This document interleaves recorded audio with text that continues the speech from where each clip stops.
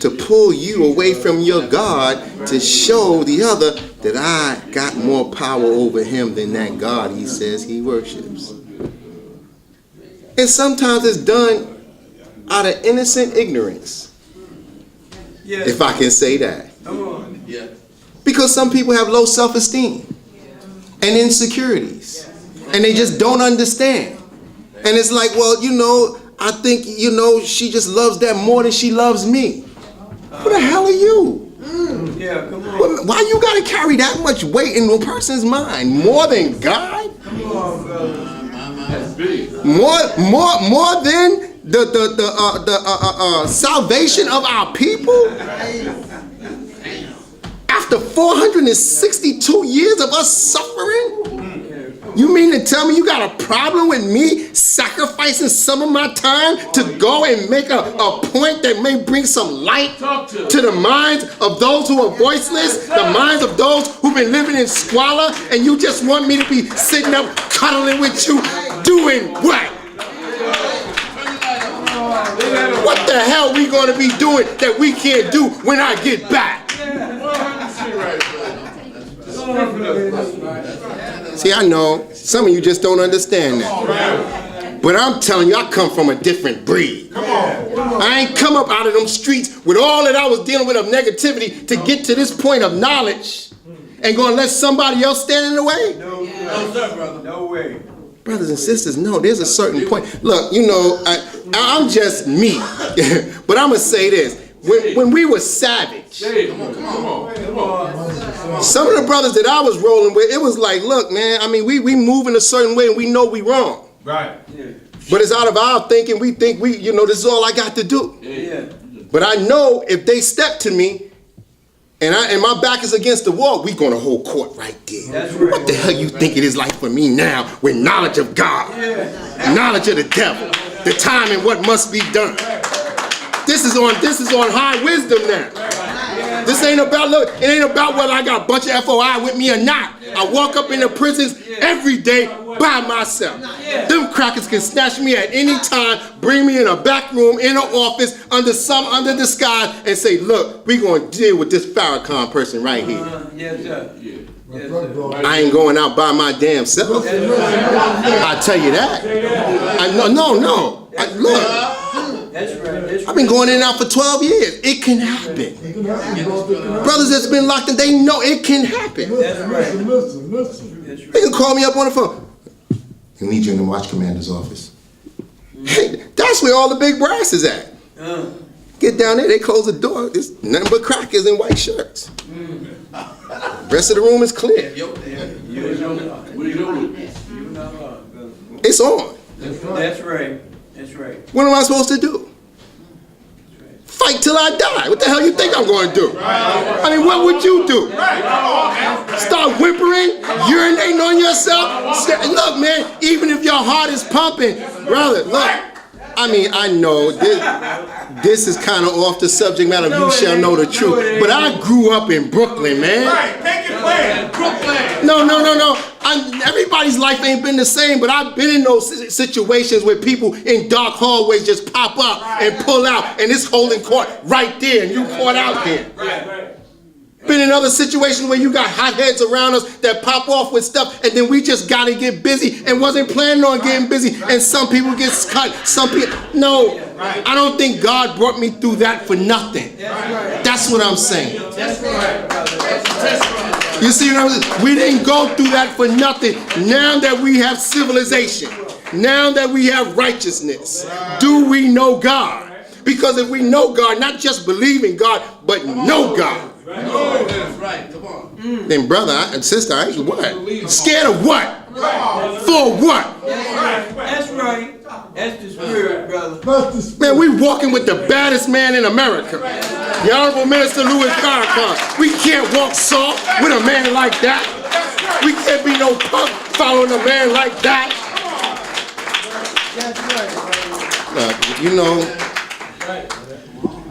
Only reason why I'm going to get off that, because I don't want you to think this is just some four-wall talk. It's real. But I'm telling you, it's our time now. That's right. That's right. Why is it our time? Because it's God's time and you are God's. That's it. And when you understand that you are God, you and I got to start measuring up to God's civilization. That's right. And measuring up to God's civilization is a process. We got the knowledge, but there's another process that we got to go through on how to practice that knowledge. And there's a training process that comes along with that. Talk to us, brother. Come on now. So Need this. there's another warning that's given in the book of Ezekiel, chapter 3, verse 18. And in that chapter, it's talking about the Son of Man. Y'all all right? Yes, sir. And the Son of Man, here's mine. I know I brought him up here. You know what I'm looking for. I'm over 40. I wear glasses now. I was reading. See, some of y'all don't know. You may think you don't need glasses. But every once in a while, you see this little floating thing around, and you're wondering, what's that? You better get you some glasses. You start seeing them floaters, you know you need some glasses. All right, okay. I can see. I'm just saying. It's better with glasses. I don't know what I did with them. So, chapter 3, verse 18. Book of Ezekiel. And it says here, and this is God speaking. He says to the Son of Man, when I say unto the wicked that thou shalt surely die, and thou givest him not warning, nor speakest to warn the wicked from his wicked way to save his life, the same wicked man shall die in his iniquity, but his blood will I require at thine hand. See, that's one of the core reasons why you see Minister Farrakhan holding these press conferences. Yes, sir. Because the duty of a civilized man, a civilized person, is to teach the uncivilized. You. That's not just dealing with black people. Oh, That's dealing with the whole human family of the planet. very. Is that right? So for a man like Minister Farrakhan to be the one that's sitting in the seat of the Father over the nation of Islam, Yes, sir. then he's duty bound to go right to the government. Right. Gee, brother. Go right to the present day Pharaoh That's right. and straight up tell him to his teeth. Teach. And the Holy Quran gives guidance. Speak a kind word to Pharaoh. Civilized. See, saying something in a kind way still has its truth in it. Is that right? That's right. You can say it raw, or you can say it in a kind way, but it has raw principles of truth. Justice is in it. So if you watch the press conference, you're looking at Minister Farrakhan doing the duty of a civilized person before the whole world. And it's not the first time. That's right. He's done it several times. That's right. And I'm not saying there's not others that do it, but you ain't doing it like that. That's right. No, sir. Way. Not like that. So the question would be, as my brother and I talked one day, he said, look, man, we got to ask black people, what black man in America is worth following as your leader? Right. Good. Right. Good question. Good way. Good question. In the word. Come on now. Tell it. Come on. What you going to say? You ain't going to say Sharpton. No way, bro. You ain't going to say Jesse. No way. You ain't going to say Michael Dyson. No, sir. You ain't going to say, what's the other brother with Cornel West? No, no. We talking about leaders. There ain't too many of them still standing. But who's worthy of you following as your leader? Come on. Come on, brother. And you may say, I don't need no leader. I lead myself. Look at your condition. Look at it. Thank you, man. I'm not trying to be All disrespectful. messed What up. you gonna lead? Because when we talk about leadership, we're talking about that one that will help us to get freedom, justice, and equality from the enslavement and the bondage that we've been in as a people for 462 years. Yeah. Come on, brother. Come on. Stand up to this oppression. Stand up to this tyranny. Stand up to this capitalism, this sexism. These different deceptive ways that this enemy has been coming against the black community through our food, through our drugs, through the chemical and biological warfare. Who's going to stand up and expose it Come on. and represent To the point, see, I don't see nobody but the Honorable Minister Louis Farrakhan. That's right. I don't see nobody but the Honorable Minister Louis Farrakhan and the teachings of the Most Honorable Elijah Muhammad. Now, that doesn't mean there's not other groups and whatnot, because everybody's doing what they can do. Yeah. But I'm talking about when we get to the top of all that. Right, the top. Right. Draw the line. Because all of us have to be inspired to take a stand. That's right. It's not about following somebody in a way where you worshiping the person. No, that's my man on the front line. Right. Everybody got to have a point guard. Come on, right. So we got a point guard. That's right. You know what I'm saying? He's calling the plays, he's threading the needle and the whole 9 yards, setting us up with the slam dunk and everything. But if we're going to be a team and do this from a united stance, who's going to lead it? Come on. And what kind of leader is going to be able to be so profoundly sufficient in their leadership that they train leaders? So, you know. That's right. Come on now. In that book of Ezekiel, God is speaking to the Son of Man. And that Son of Man is the Son of a Man. That's right. So when we start thinking about Son of Man, we know it's God, but it's not just one person. It moves by degrees, each one teaching another one. All right. So we have to understand why we shall know the truth, and the truth will make us free. As we said last week, this is coming from the Bible in the book of John. But you know, brothers and sisters, the paragraphs leading up to that verse, and the verse we were speaking from was John chapter 8, verse 32, where Jesus is telling disciples, if ye continue in my word, then ye are, he said, if ye continue in my word, then ye are my disciples indeed. And ye shall know the truth, and the truth shall make you free. But to give context to that dialogue, Jesus was speaking to his disciples before he made that statement.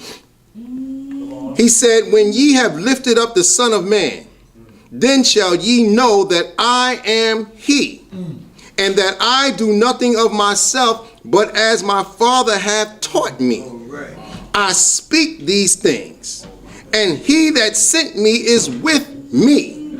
The Father hath not left me alone, for I do always those things that please him. The Honorable Elijah Muhammad said if black people was to learn the true history and knowledge of Jesus, we would wake up overnight. The enemy knows that. I'm talking about those that are of the scholarly level that study the scriptures, white people. They know that. They know that when they look at Jesus and they look at the history of Jesus, they're looking at a black man. And they know that the way that the scriptures has been put together by them, it's in Shakespearean language, it's metaphors, it's dealing with past, future, present, and future perfect tenses. But they know they've made it so confusing that people won't know that when they're reading about it, whether or not they're talking about 2,000 years ago, or in the present, or 4,000 years ago, or in the present, or 6,000 years ago, or in the present. But they know that at a certain point in time, God is going to make his appearance and bring the real unadulterated truth that will unlock the confusion of what's been in the Bible and the Holy Quran. That's right. And since they got a 6,000 year head start, they feel that they can take down as many with them as they can before God accomplishes his goal. They know God is going to accomplish his goal, but it's just a matter of how many of his people will they take down. And so that's why we mentioned last week about how Iblis had said, I'm a lion waiting the straight path. I'm going to come from before them, from behind them, from their left, and from their right. I will make them all deviate. So when we look at it from that aspect, we got to look at the book of Job. The sons of God came to present themselves before God, and the devil was among them, disguising himself as a son of God. How many times brothers have been on the street doing their little crimes and whatnot, and come to find out there's a person working with you that's working for the police, walking around with a camera on his belt, taking pictures of everything going down, and by the time y'all get caught and y'all in court and y'all going to trial, you come to find out this chump, who was the main one leading with all the drama, was actually working for the police. Doing wild things. Here's the devil disguising himself as one of the sons of God. How else he gonna be able to get in the circle? He gotta be able to say assalamu alaikum, wa alaikum salam, peace, God. He gotta be able to say one son. He gotta be able to look like one of the sons of God, talk like one of the sons of God. But he don't put the work in like a God. And if you look real carefully, you'll find you're dealing with a doggone hypocrite. Always asking questions about things that ain't none of their doggone business. For what? But because this is my man and we close, I'm gonna just let that slide. I'm gonna dialogue with him, you know what I mean? Well, keep this to yourself. Nah, brother. No, sir. That ain't none of your business. That's right. It's above your pay grade. What you asking me about that for? Everybody got to get checked. See, God neither sleeps nor slumbers. That doesn't mean he don't go to sleep, but he don't sleep here on what's around him, especially in the devil's civilization, Yaqub's civilization. We cannot sleep.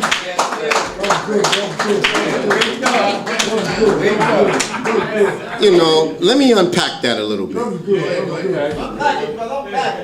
This world is set up out of sin and iniquity.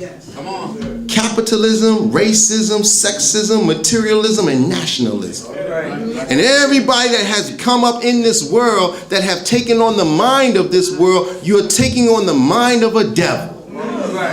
And when you come into the mind of God, you have to be mindful that there are many of your people that are still thinking like a devil, leprosy of the mind, white spotted fever, black but thinking white, and really as corrupt as hell. So you got to be as wise as a serpent and as humble as a dove. It doesn't mean we judging people and sizing them up, but we have to be mindful. When we heard Minister Farrakhan at that press conference, and any time that you've heard him over the past 40 years, you can go on the nation's website and pull up all his tapes. You can go on YouTube and pull up his tapes. And you will hear him every time he opens up in his salutation. Bear witness to God, bear witness to Muhammad, and then tell you, I am a student of the Honorable Elijah Muhammad. You never hear him speak independently of the Father. But yet you can go right back to the scriptures and read about a Jesus that you think is talking 2,000 years ago and saying, when ye have lifted up the Son of Man, then shall ye know that I am he, and that I do nothing of myself, but as my Father hath taught me, I speak these things. And he that sent me is with me. The Father hath not left me alone, for I do always those things that please him. Well, there's a correlation. That here's a man in the Honorable Minister Louis Farrakhan walking in those footsteps. That he's only going by what the Honorable Elijah Muhammad has taught him. And he constantly presents that before us. Now, we wasn't back 2,000 years ago. But if we see the mathematics of that being manifested in front of us in 2017, then what are we looking at? Come on now. See, we're seeing prophecy being revealed right in front of our face, and we are a part of it. When God chooses a man from among you, he's choosing you too. Y'all all right? Yes, sir. Okay. Look, before we close out, let's touch on this. From the Honorable Minister Louis Farrakhan, because all that I'm saying about you shall know the truth and the truth shall make you free, that truth that we shall know, as I said earlier, is the knowledge of God, the knowledge of self, knowledge of the devil, the time, and what must be done. We haven't dealt with the time again. I talked about that 400-year prophecy. But that 400-year prophecy is dealing within the cycle of the 6,000 years of the devil's rule. The 400-year prophecy is a sign that the devil's rule is just about up, and we fulfill that. All right. But when the devil's rule started and when it ends, it's very important for us to know that timeline so that we're not off of the time. All right. First of all, many of our people have been swallowing the lie that the first slaves was brought over here in 1619. That's a lie. It was 1555. Because if you go by 1619, you think that the 400 years is going to be up 2 years from now. Teach, brother, teach. No, the 400 years been up since 1955. Been up. That's right. But in the prophecy of the scripture, and it's unfortunate that some of us will take on supreme wisdom and throw away the Bible. But the supreme wisdom is used to unlock the truth that's in the Bible and the Holy Quran. All right. So in the scripture, it says that after the 400 years, there would be a 60-year grace period. All right. Not to exceed 70 years. That 60 years is tied in the number 666. Right. 6 is the number of man and beast. That's right. And that first 6 represents 6,000 years, 600 years of the making of devil. That second 6 is dealing with the 60 years of grace after the devil's time is up. And the last 6 is representing the 6,000 years of the devil's rule. All right.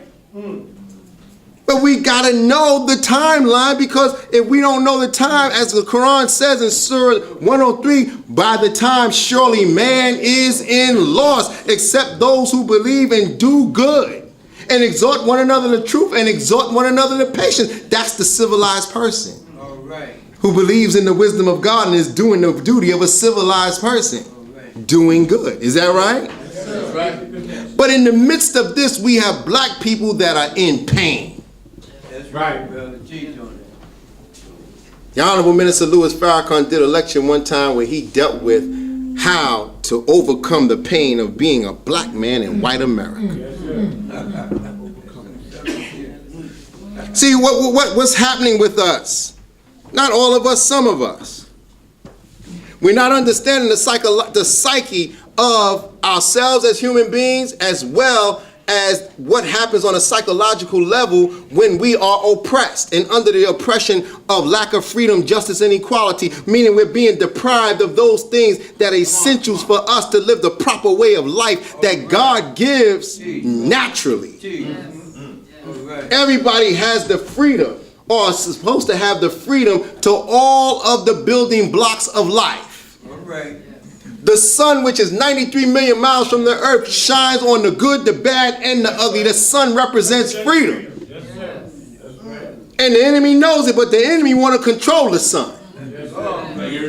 Because he knows he's not the originator who originated the sun, but he want to prove he's a God over his world. That's right, teach, brother. So he looks at the sun and he looks at the moon.